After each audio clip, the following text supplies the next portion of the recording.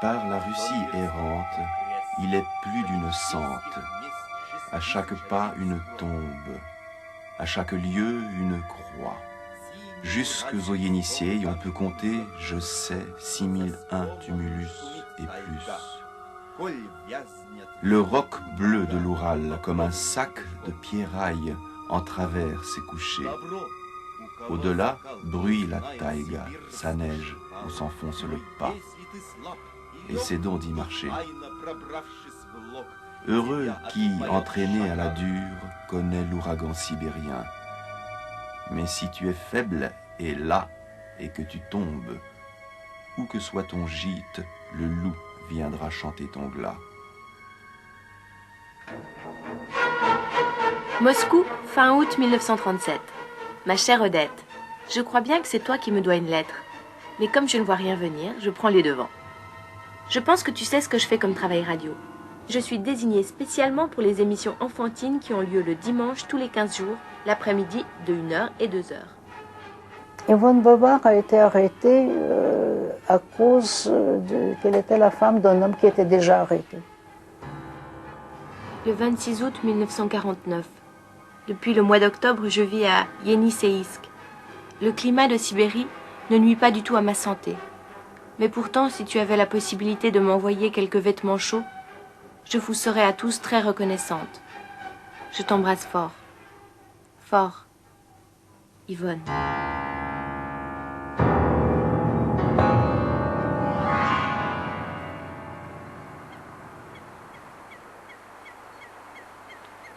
J'ai fait sa connaissance à l'école, c'est-à-dire, je pense que c'était en 1908 ou 9, à l'école primaire, probablement deuxième année. Elle était très particulière, elle avait déjà son caractère très marqué, je crois.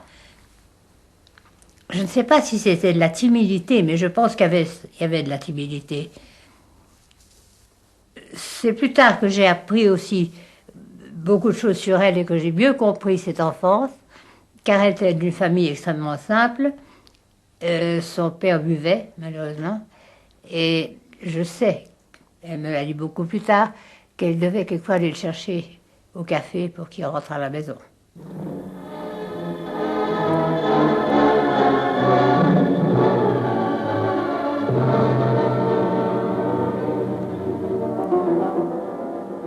Ernest Saint-Sermet a donc fondé l'orchestre de la Suisse romande et a donné régulièrement des concerts auxquels moi j'allais, mais Yvonne ne pouvait pas y aller justement là parce qu'elle n'avait pas les moyens de se faire ça, vu que la situation était très tendue, ses parents ne s'entendaient pas du tout, sa mère ne comprenait rien à la musique et à l'art d'une manière générale, et pour sa mère il fallait qu'elle travaille, qu'elle gagne sa vie. Voilà. Elle a dû beaucoup souffrir.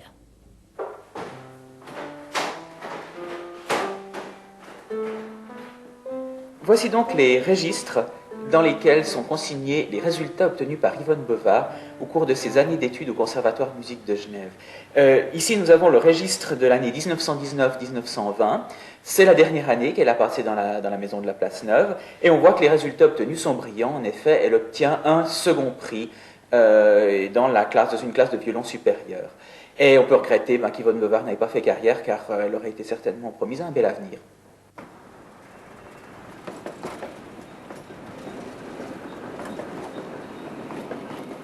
Elle ne parlait pas ses sentiments. Elle m'a parlé de Charles.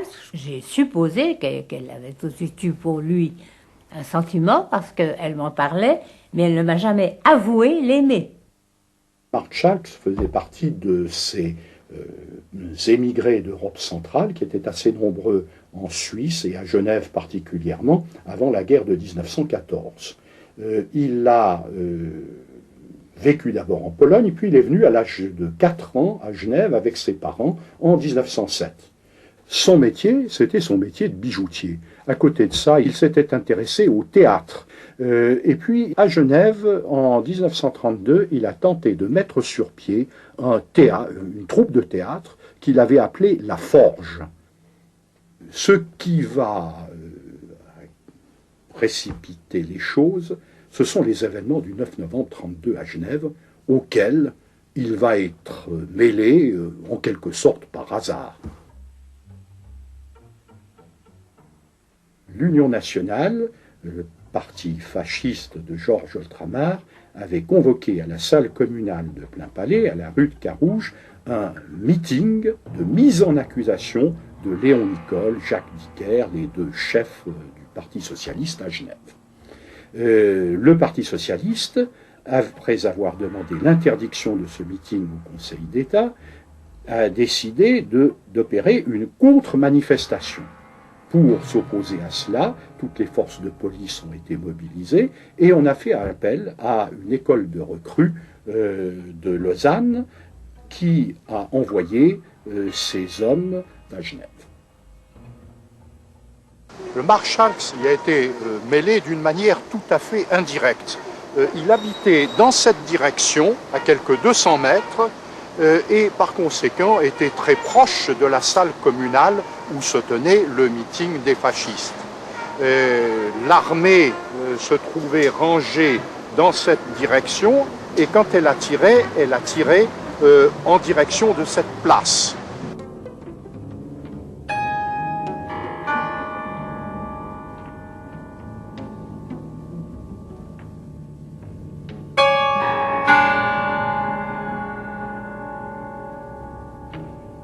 Marc Chalx n'a pas joué de rôle actif, c'est certain. On n'a rien pu retenir contre lui. Il a été vu, non pas sur le terrain même des événements, mais dans le voisinage de la salle communale. Et ça a suffi pour que l'enquête de police, ouverte après les événements, l'englobe naturellement parmi les suspects. On a fait une descente chez lui, perquisition, etc. Et comme c'était un étranger, eh bien, on a décidé tout simplement de l'expulser du canton de Genève au mois de décembre 1932, expulsion qui immédiatement a été étendue au reste de la Suisse.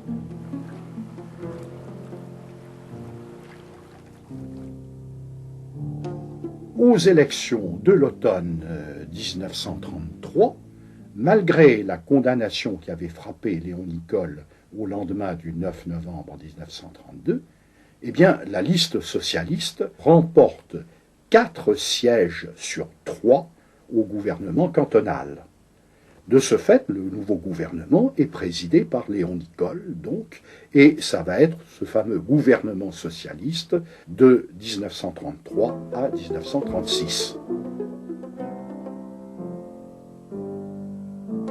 Yvonne Bouvard ne m'a pas dit qu'elle partait, et je crois qu'elle l'a dit à personne, même pas à sa mère d'ailleurs. Elle devait correspondre avec Charles, qui a dû probablement l'inciter à venir. Alors elle était beaucoup plus intéressée par la politique que moi. Elle était donc tout à fait communiste, par idéalisme uniquement. Et un beau jour, c'est par sa mère, qui était dans tous ses états, parce qu'elle est partie. Elle a emporté de l'argent. Elle avait le droit de le faire, c'est elle qui le gagnait. Et elle est partie.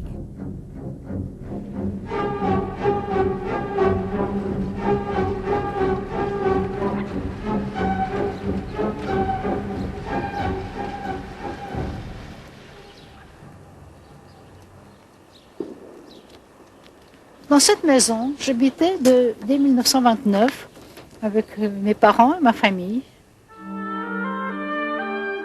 Yvonne Bouvard est venue dans notre famille quand son ami ou bien mari, Marc Chalx, l'a prié de venir de Suisse à Moscou. Nous savons déjà qu'elle devait arriver et elle habitait un certain temps même chez nous.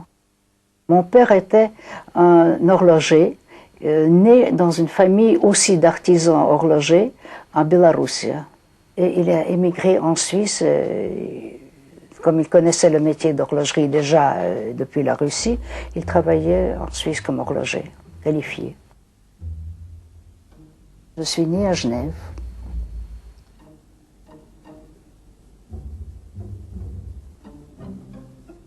Marc Jacques est apparu dans notre famille quand il était encore très jeune, parce qu'il voulait apprendre le métier d'horlogerie. Mon père était un bon horloger et il avait parfois des élèves. Il voulait beaucoup organiser l'industrie d'horlogerie en Russie. C'est pour ça qu'il faisait des démarches et il est revenu en Russie pour organiser cette industrie, la première usine de montres à Moscou. Il est venu en 1925 et la famille est venue le rejoindre en 1926. Moscou, 25 octobre 1936. Ma chère Odette, par maman, tu dois savoir que je suis surchargée d'occupation. C'est la cause uniquement de mon long silence. Je suis déjà allée à quelques théâtres. J'ai vu La Mer de Gorky et cette fameuse pièce dont on a dû parler aussi à Genève, Les Aristocrates. Ah, encore, j'ai donc entendu Thibaut et Cortot au printemps.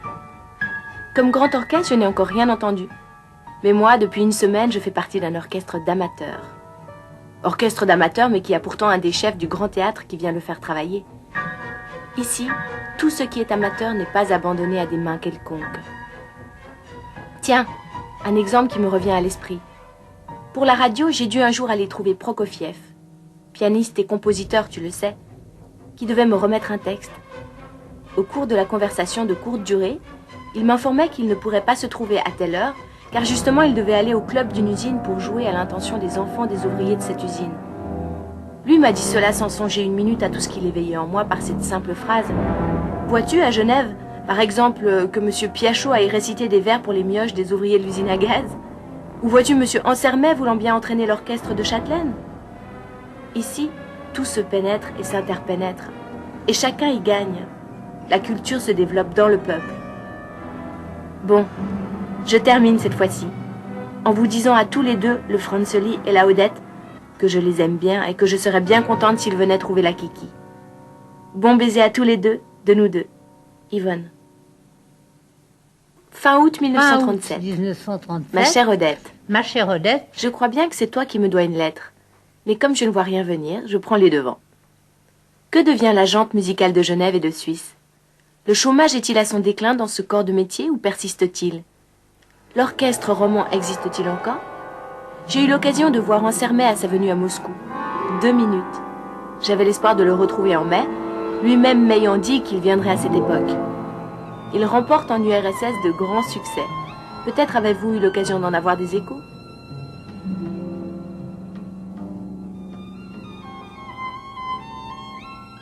Toute la famille y allait, et quand Yvonne est venue, il y avait encore des concerts, et Yvonne y était aussi. Et il donnait toujours dans ses concerts beaucoup de numéros que je peux ne pas me rappeler, mais je me rappelle exactement qu'il jouait toujours Petrouchka de Stravinsky et la Scheherazade de Rimsky-Korsakov. Et je me rappelle très bien de la manière de diriger d'Ernest Ansermet. Il était grand, élégant, et il avait une barbe très soignée. Et quand il dirigeait, à part les mains qui étaient très élégantes, il montrait aux musiciens avec la barbe quelques détails de la musique. Mon père et mon frère sont allés au conservatoire, ils ont fait connaissance avec Ansermet, ils l'ont invité parce que ils l'ont invité chez nous parce que c'était justement la fête de Pâques, la Pâques orthodoxe, et ils sont allés avec mon père et mes frères regarder les cérémonies de Pâques la nuit dans une très grande église Saint-Sauveur. Et après, ils sont venus chez nous pour le souper. 4 mai, Galerie Chominsky, porcelaine, peinture. Hélène conseille la prudence pour ceux à qui on a affaire. Monastère Novodievichy. Chez Proust, visite de Pâques.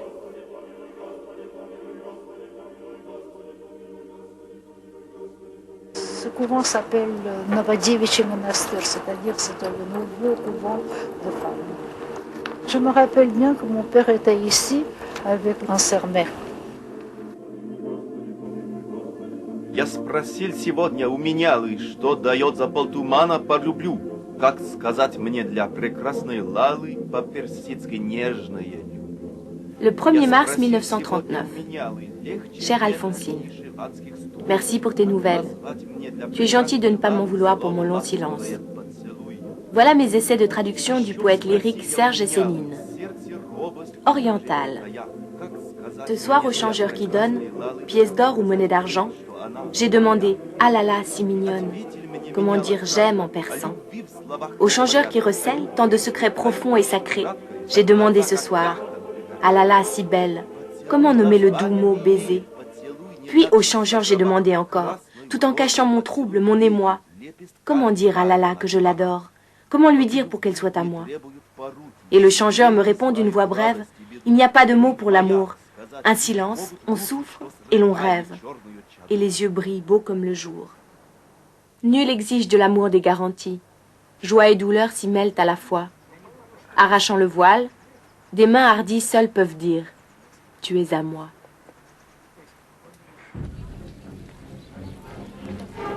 Ma chère petite Alphonsine, c'est avec un plaisir infini que j'ai reçu ta lettre du 7 mai.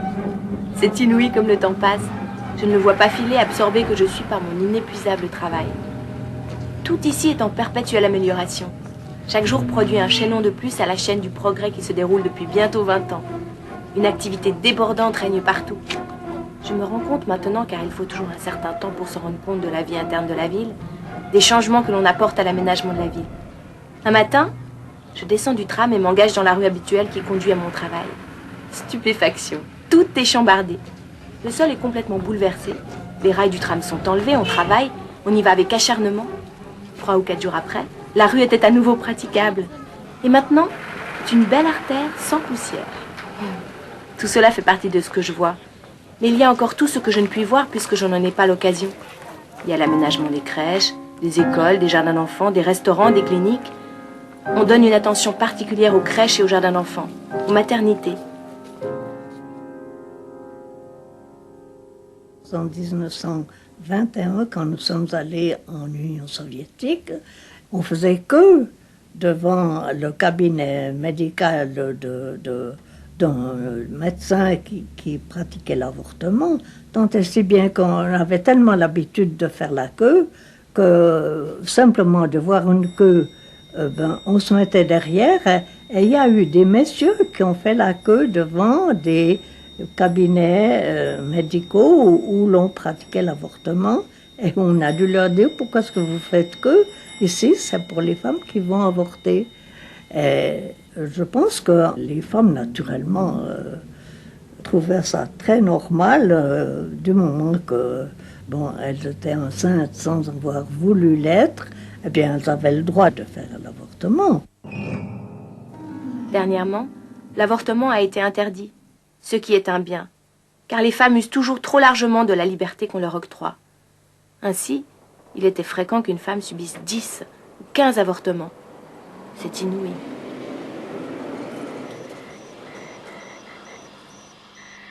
Ma chère Odette, je pense que tu sais ce que je fais comme travail radio. De 10 heures du matin à 4 heures de l'après-midi. Il arrive souvent que je fasse des heures supplémentaires. Et puis, j'ai donc parlé au micro. J'ai joué quelques petites pièces pour enfants. La dernière fois, c'était il y a 15 jours. Et l'on a même enregistré toute la scénette. J'étais accompagnée par un orchestre de 20 musiciens. J'ai pu m'entendre par grammo, et ce n'est pas si mal. Je doute fort que vous ayez obtenu des écoutes favorables cet été, car de partout on nous a signalé les difficultés qu'il y avait à nous capter avec clarté. En général, on aime recevoir les résultats d'écoute, mais aussi les impressions que suggèrent les textes entendus, et aussi ce qu'on pense de la façon de s'exprimer du speaker. Yvonne avait une petite voix très sonore et un rire, un beau rire. Dans ses petits contes d'enfants, elle lisait admirablement. Je suis très contente de mon travail que je puis organiser selon mon idée. Et puis rien n'est plus encourageant que de ne pas travailler pour un patron. Comprends-tu? En URSS, il n'y a plus de patrons pour le compte desquels on se tue de travail. L'exploitation de l'homme par l'homme est virtuellement liquidée. En Occident, beaucoup de gens croient que le capitalisme pourra réapparaître par le fait que certains stakhanovistes, gagnant largement leur vie, peuvent faire des économies et amasser une fortune. Les chefs, Lénine et maintenant tous ceux qui ont la responsabilité de ce pays qui compte plus de 180 peuples, sont magnifiques de force, de courage et d'intelligence. Les événements se précipitent de plus en plus et tant que le fascisme ne sera pas définitivement écrasé, la perspective d'une paix n'est guère possible. Les incidents d'Espagne sont très importants et le prolétariat espagnol lutte avec un courage magnifique pour sa liberté. Je suppose que vous suivez toutes les péripéties de ces tragiques combats. Au début de 1939, Léon Nicole est invité à Moscou. Il en tirera d'ailleurs un ouvrage, Mon voyage en URSS, où il raconte avec beaucoup d'admiration ce qu'il a vu dans la capitale soviétique. À Moscou, il est reçu par les dirigeants de l'internationale communiste, essentiellement Dimitrov, Panwilski, etc. Et il raconte aussi que deux Genevois sont venus le visiter dans son hôtel, Marc Chalks, qu'il connaissait, et Yvonne Bovard. Et ils sont sortis ensemble, ils sont allés à divers spectacles, enfin, à 2 ou 3 reprises dans les jours qui ont suivi. Voilà, c'est en somme la dernière mention publique d'Yvonne Bovard et de Marc Chalks avant la guerre. J'accompagne Chalks et sa compagne au sortir du théâtre jusqu'au métro. Ils ont un long chemin à parcourir, par le métro, le chemin de fer, puis à pied, avant d'être rendus à leur domicile, se trouvant au-delà des faubourgs immédiats de Moscou.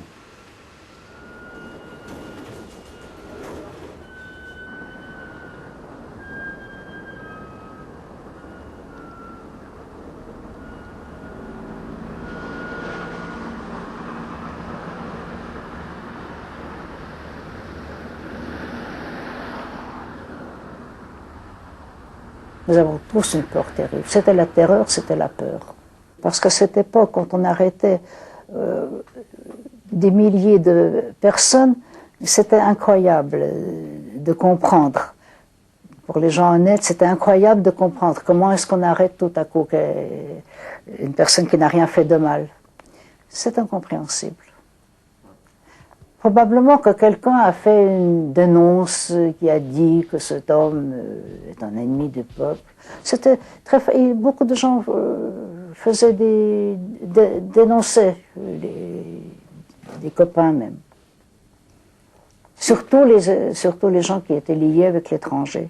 Je peux raconter beaucoup sur les circonstances quand on a arrêté mon père et mon frère, mais c'est une histoire très douloureuse et très longue.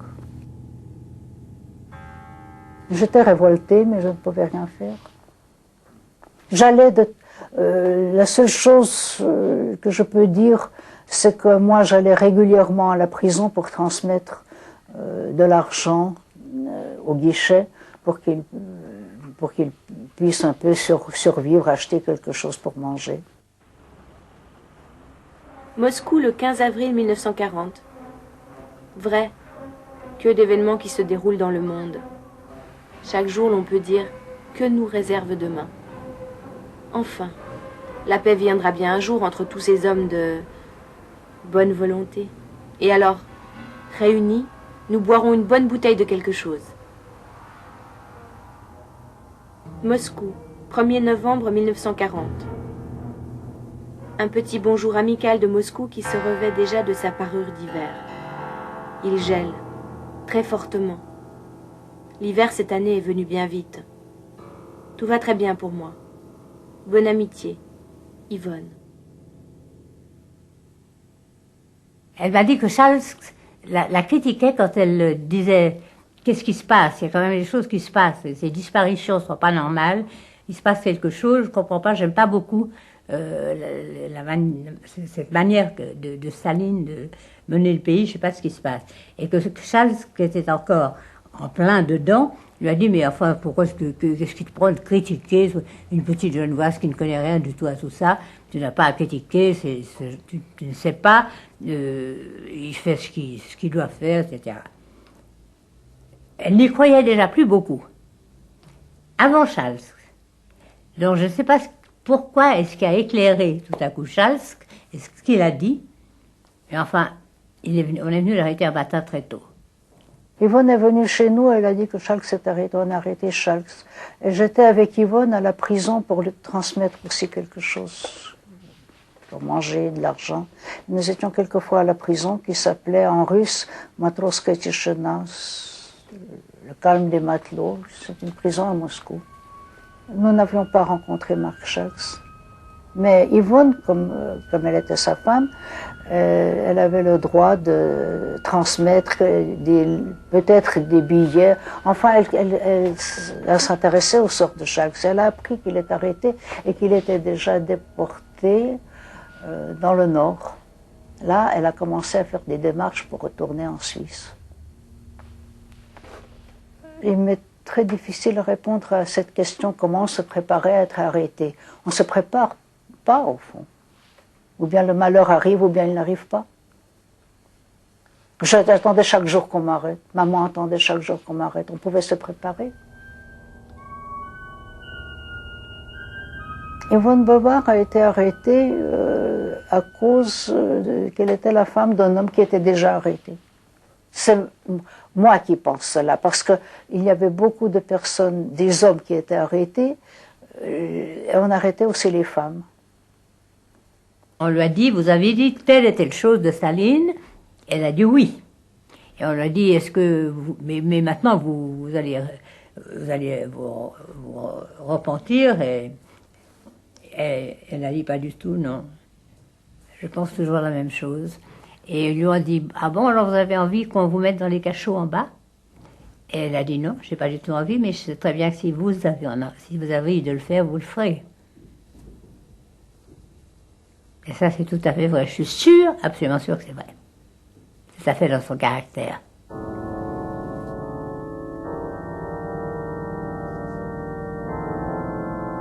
On a annoncé la guerre pendant la journée quand j'étais au travail. Nous étions tous épouvantés. C'est très difficile d'expliquer le sentiment d'angoisse que nous avions. Et tout à coup, toutes les rues de Moscou, la jeunesse est partie pour la guerre. On faisait nos adieux avec les garçons qui allaient à l'armée. C'était épouvantable. On n'est pas préparé à voir le Messerschmitt qui lance les bombes. Et nous étions jeunes, on devait sauver la ville, le pays. Nous étions patriotes. Nous voulions sauver le pays. La vie était très compliquée, on ne savait pas comment on va vivre demain. Est-ce que nous resterons encore vivants ou bien non? Moscou est la capitale quand même. À Moscou, il y avait quand même quelque chose. Il y avait les cartes, on pouvait on pouvait quand même se nourrir avec les cartes. Naturellement que nous étions... c'était une nourriture misérable. Mais à Leningrad, mes oncles sont morts de faim, tout simplement.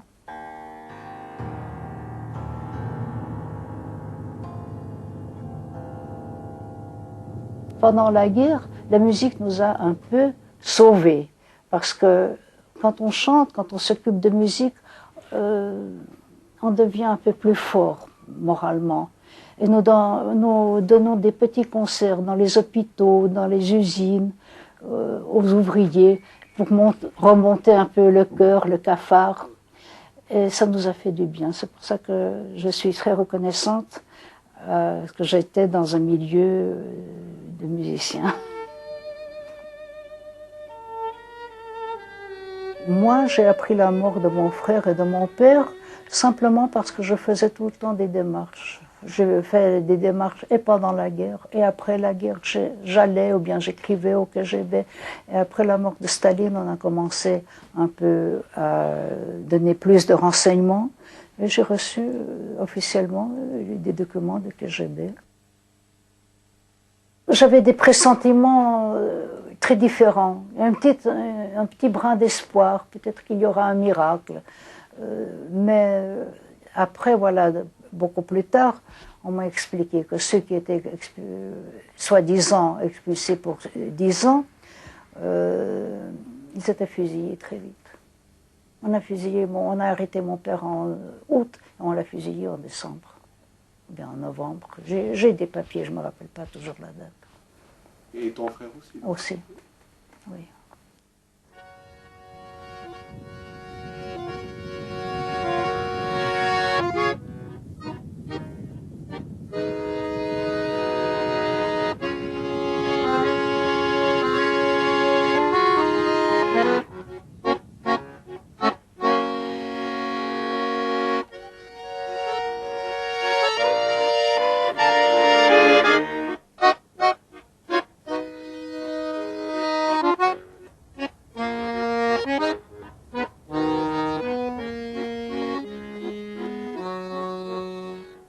Ich bin geboren in der Wolgadeutsche Republik, ja? Wolgadeutsche Republik. Gebiet Saratov an der Wolga. Dort war eine Wolgadeutsche Republik, Deutschen haben dort gewohnt. Und ich habe von klein auf nur Deutsch gesprochen. Nur Deutsch. 15 Jahre, wie ich alt wurde, 15 Jahre, war ich ausgesiedelt nach Norden. Waren alle Deutsche ausgesiedelt. Ich kam hierher, nach Krasnojarsk, von hier auf den Jenisej nach Norden, in der Trudinke. 3 Monate habe ich gefischt, war ich ein Fischer, ja. Ja. Na, die Harmonika war geblieben, mein Vater war genommen, hat es genannt Arbeitsarmee, ja, Arbeitsarmee, na, das war Kunstlager. Ja? Mein Vater war tot. Die Harmonika war geblieben, ich habe gespielt Harmonika von klein auf. Ja.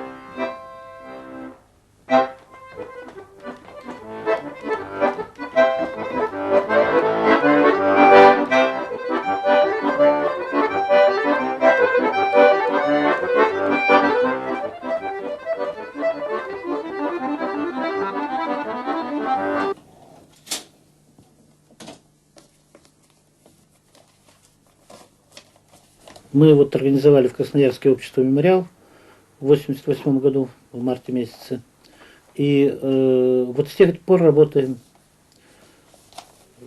собираем материалы о репрессированных, о карательном аппарате, о лагерях, о ссылках, этапах, пытках, арестах, ну и так далее и тому подобное. Ну, в общем, весь круг вопросов, который связан с политическими репрессиями в Красноярском крае. По документам из личного дела Ивонны Бонар можно проследить ее судьбу в Советском Союзе. Вот из документов, из анкеты видно, что она арестована в ноябре 1940 года в Москве, была осуждена на особым совещанием на 8 лет и была отправлена в лагерь. Отбывала в лагере на станции Яя.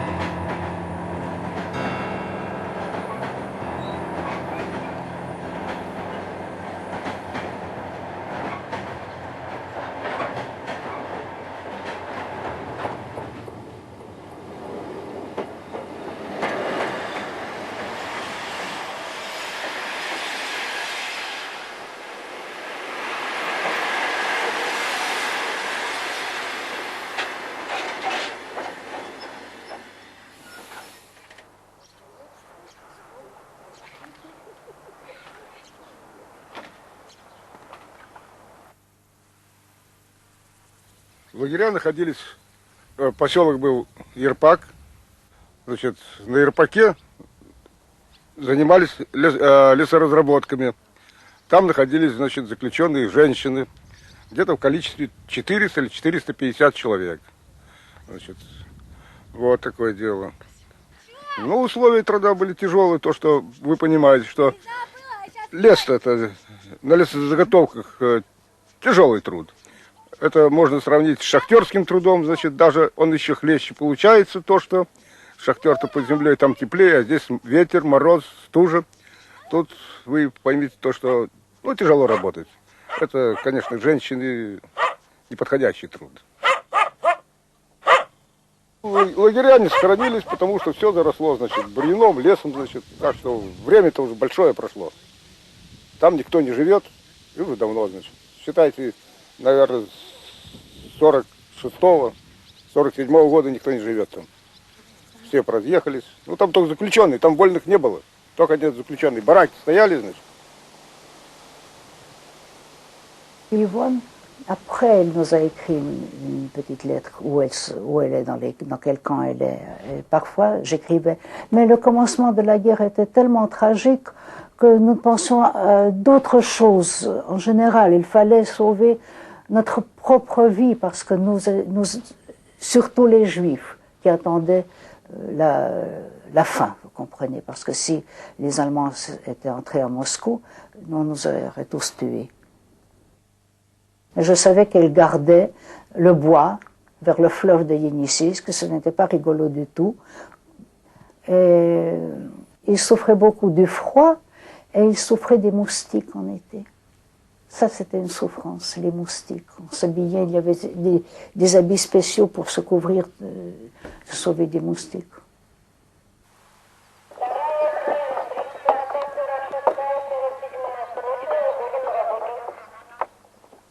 « 5 août 1945.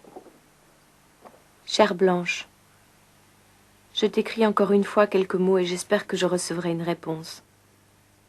Il y a déjà 5 ans que je ne sais rien de Genève. Et vous aussi, vous ne savez rien de moi. Grâce à Dieu, je suis en bonne santé et ai passé facilement ces années. Maintenant, je voudrais retourner dans la patrie, mais je dois attendre qu'on me laisse sortir. Attendre et espérer. C'est ma devise. Va vers maman et donne-lui mon adresse. Écris-moi tout et de tous. Je t'embrasse fort. Fort. Salutations. Yvonne. Je crois que j'ai rencontré sa mère qui m'a dit qu'elle avait été arrêtée et qui était dans tous ces états je crois qu'elle ne recevait pas les lettres. Il me semble qu'elle ne recevait pas de lettres, Madame Bovard. En tout cas, pendant longtemps, elle les a peut-être reçues par la suite.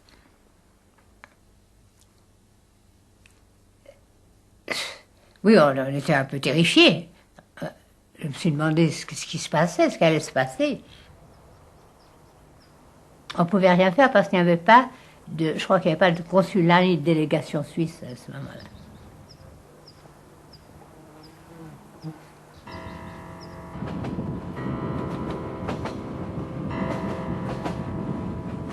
Les trains, les déportés, on les emmenait dans des trains, comme pour les trains de marchandises. C'était beaucoup de personnes dans un wagon, ce n'était pas des wagons de passagers. Et ensuite, à pied, parfois en camion. En route, on pouvait être gelé, on pouvait être crevé de faim, crevé de froid. Il y avait beaucoup de gelée.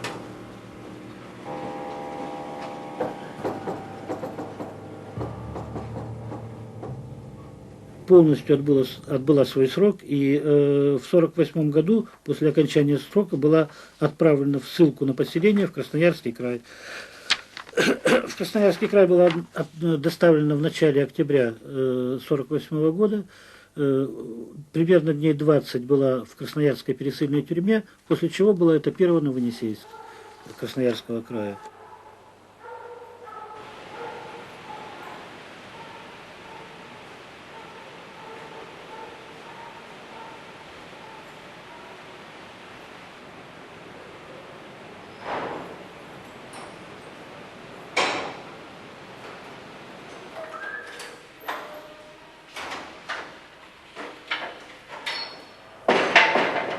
Именно в такой камере содержалась Ивона Бовар в 1948 году, но в то время в ней содержалось примерно около 20 человек.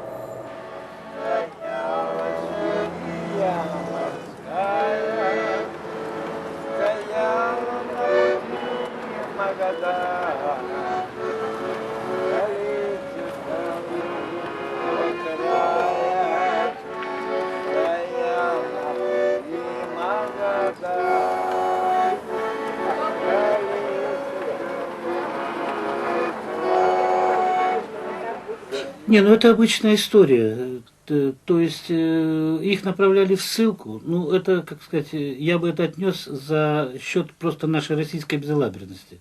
То есть, как правило, местным властям сообщалось, сколько прибывает там ссыльных, и, значит, сюда входило требование подготовить для них жилье. Но это не всегда получалось. Ну, приезжали они в деревню, там стоят избы, все заняты. Куда селить? Значит, им Либо их поселяли временно там в клуб, в церковь, которая не работала уже, так сказать, и в амбар какой-нибудь. Иногда просто предлагали копать землянки там на берегу Енисея прямо, или что-нибудь самим строить, так сказать. Вот.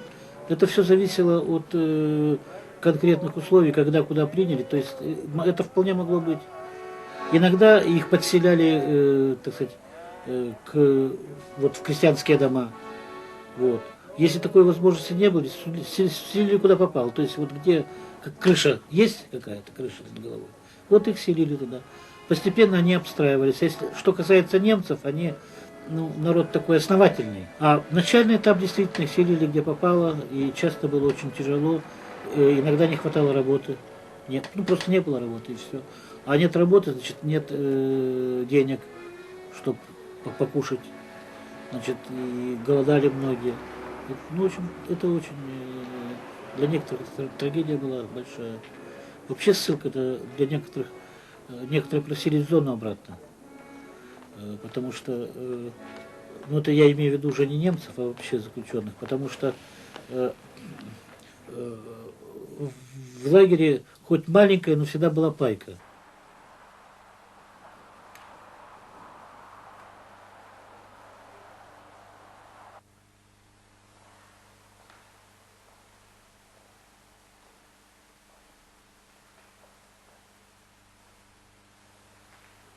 Maria Pister, geborene Fuhrmann, bin geboren im Januar 1924 in Ukraine. Mich hat man hier verschickt, hierher. Deswegen bin ich in Yeniseisk. In den Kriegsjahren war ich in Deutschland und von Deutschland haben sie mich hierher geschickt. Ich bin eine Verschickte. Wir waren sehr lang, wahrscheinlich Monate, wenn nicht länger. Weil sie haben uns geführt auf die Zug, haben sie uns auf die Seite gestellt, da waren wir einen Tag, zwei manchmal gestanden. Und dann haben sie uns wieder weitergeschoben, gefahren. Und so der ganze Weg von Deutschland bis nach Krasnojarsk. Wie soll ich es sagen, wir hören noch nichts von der Ukraine. Wir waren arm wie die Kirchenmeister. Nur da so ein paar Zettel hatten wir, ein paar Sachen, da ein paar Kleider, aber Bettsack, das hatten wir, aber so waren wir arm. In Russland waren wir, hier in Yeniseisk rechne ich bin reich. Als wir uns haben sie ausgeladen aus dem Schiff, brachten sie uns hier in die Kirche her. Und wir wohnten in der Ikonostas nennt sich diese Wand da. Und hinter dem Ikonostas im Altar, da wohnten wir. Das ganze Schiff, so viel wie im Schiff drin waren, die waren fast alle hier. Ich, da hinten, hinter der Wand habe ich gewohnt. Mit meiner Familie und auch noch drei Familien. Und die anderen waren, nur soweit ist mein Platz, da haben wir eine Familie. Nach dem Wetter war die zweite Familie und auch ihren Platz. Und so waren sie weiter bis an die Wand hin. Haben sich geteilt. Und auf jene Seite genauso. Und unten auch so.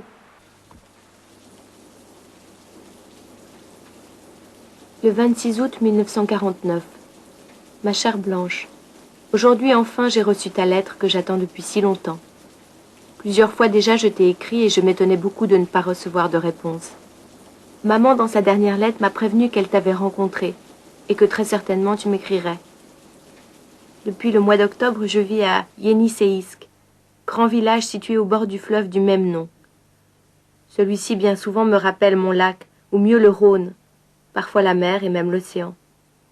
Dans un mois et demi, il sera à nouveau dans un manteau de glace et il faudra attendre alors jusqu'en mai pour le voir couler en flots houleux et moutonneux. Le climat de Sibérie ne nuit pas du tout à ma santé. Le froid ne me fraye plus du tout. Mais pourtant, si tu avais la possibilité de m'envoyer quelques vêtements chauds, je vous serais à tous très reconnaissante. Il ne me faut rien de neuf, Quelque chose d'usagé déjà me serait encore très utile. Ma chère Blanche, je serais bien contente de recevoir des nouvelles sur chacun et chacune. Je n'ai personne oublié, et dans ma solitude, je me rappelle de vous tous avec tant de plaisir. Je t'en prie, envoie-moi également une vue du lac et de la ville. Pour cette fois, je ne t'en dis pas davantage. Réponds-moi par avion, ta lettre arrivera plus vite. Rappelle-moi au bon souvenir de chacun. Avis à ma fidèle amitié. Yvonne. S'il est possible que tu m'expédies un colis, affranchis la douane et excuse-moi de cette demande peu modeste. Elle disait qu'elle avait froid. Elle disait surtout, elle réclamait des vêtements chauds. Enfin, elle réclamait. Elle disait que ça lui ferait plaisir de recevoir des vêtements chauds, que cet ami lui a envoyé qu'elle n'a jamais reçu. Mais quand elle m'en a parlé, à moi, elle m'a bien dit à quel point c'était dur. Elle m'a dit qu'il faisait quelquefois tellement froid que quand les gens se rencontraient, ils se disaient « Attention, vous avez le nez qui gèle ». Elle partait le matin, elle rentrait le soir, il fallait qu'elle fasse à manger comme elle pouvait, qu'elle allume un feu assez illusoire. Enfin, c'était une vie extrêmement dure, et on peut se demander comment cette femme si petite, d'apparence pas fluette, mais enfin petite, mince, a pu supporter tout ça.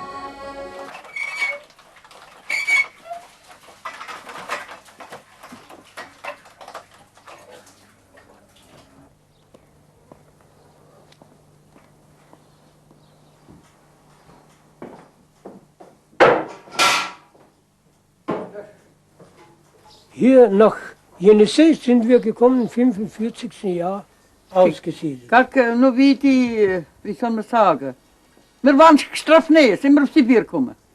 Strafnähe. Ну, конечно. Wir waren Deutsch, weil wir Deutsche waren, haben sie uns auf Sibir geschickt.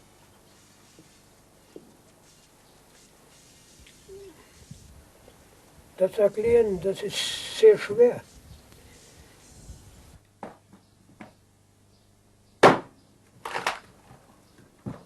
Im Winter ist 43, 44, 45 so. Aber im 45. Jahr, da war es bis 54, 56 Kälte.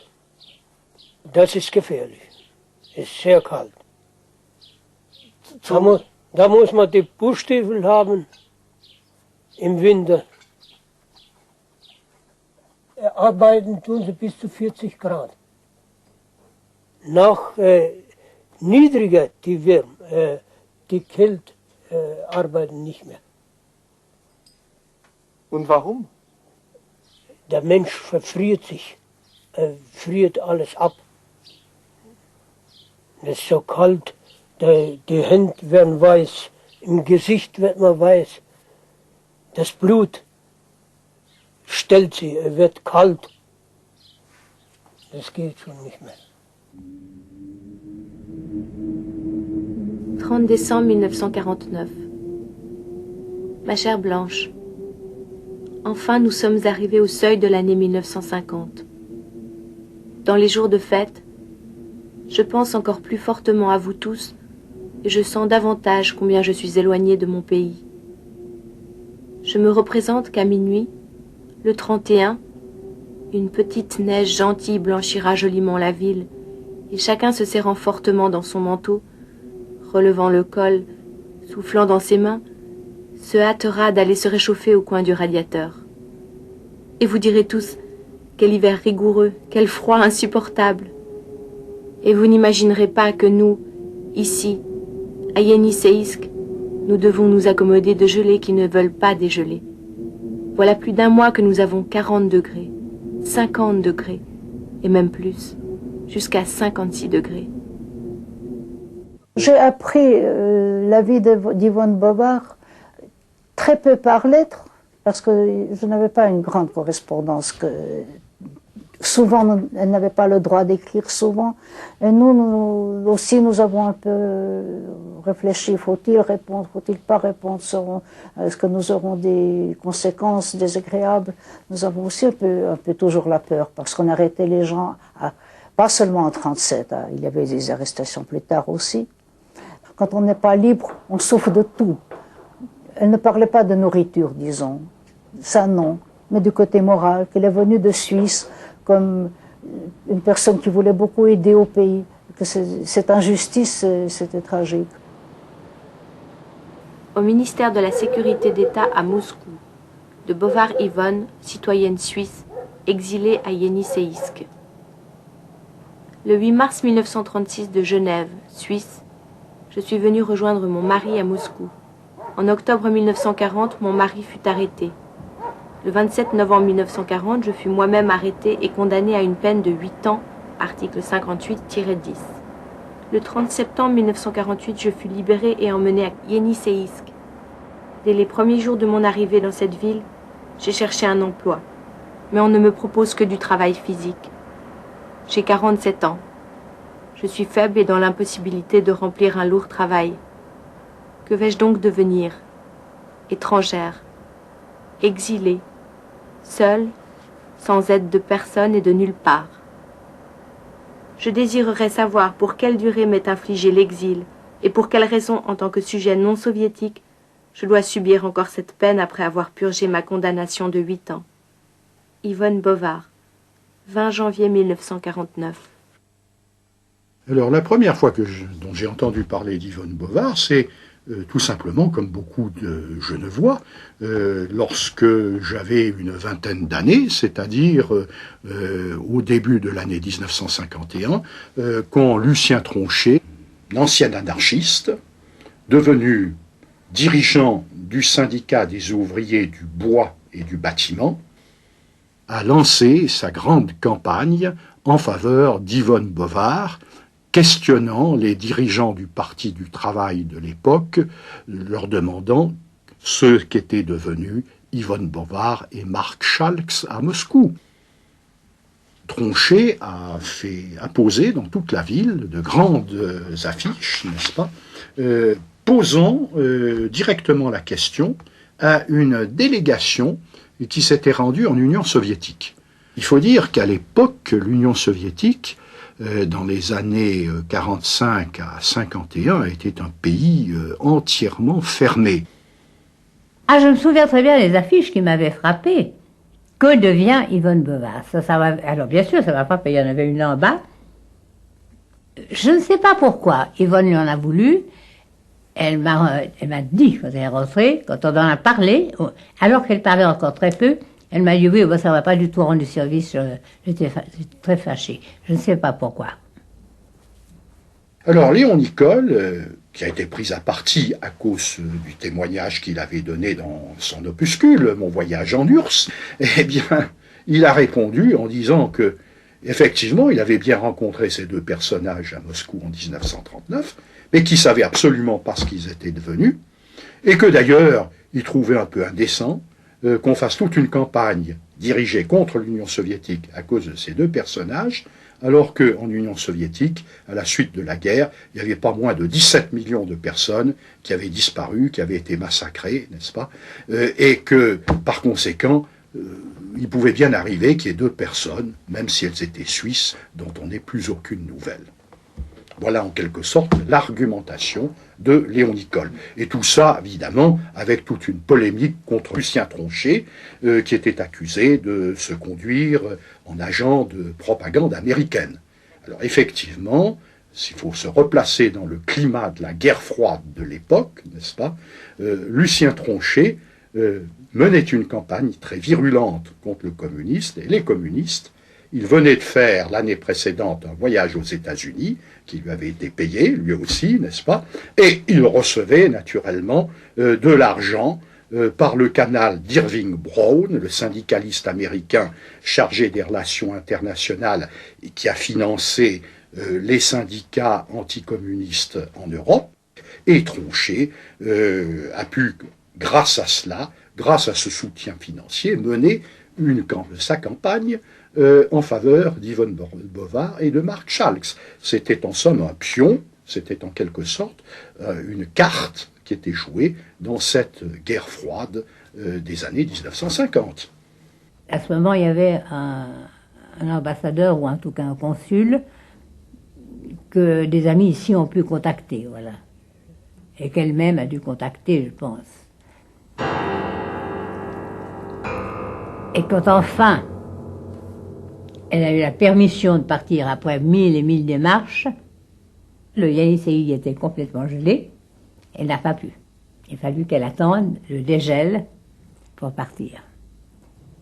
Et c'est là que l'attendaient au train des journalistes américains qui lui ont demandé une interview et qui étaient prêts à lui... Elle n'avait pas un sou, était prêt à lui payer ses interviews et quand ils lui ont dit de quoi avez-vous le plus envie maintenant, elle a dit surtout de prendre un bain. Voilà. Elle n'a rien dit d'autre. Moi, je comprends. Je pense qu'elle ne voulait pas parler aux journalistes simplement parce que ce sont des souvenirs très douloureux qu'elle ne voulait pas répéter et répéter. Ensuite, elle avait un peu... On avait tous la peur quand même. Elle craignait que si elle raconte quelque chose, que quelqu'un peut employer ses paroles et faire du mal à quelqu'un d'autre qui est ici, parce qu'elle avait des amis à Moscou, pour ne pas faire de mal aux amis de Moscou. Je vous présente ce qu'elle a rapporté de son exil dans cette prison, c'est-à-dire son écuelle, où on lui servait de la soupe, c'est-à-dire de l'eau avec un peu de légumes dedans, qu'elle trouvait excellente, et de l'eau, voilà. Elle n'avait que ça. Je comprends qu'après tout ce que nous avons souffert, qu'on pouvait devenir fou, et malade, et psychiquement, oui. Il y avait beaucoup de suicides, il y avait de tout. Mais Yvonne était une personne très raisonnable et une nature très forte.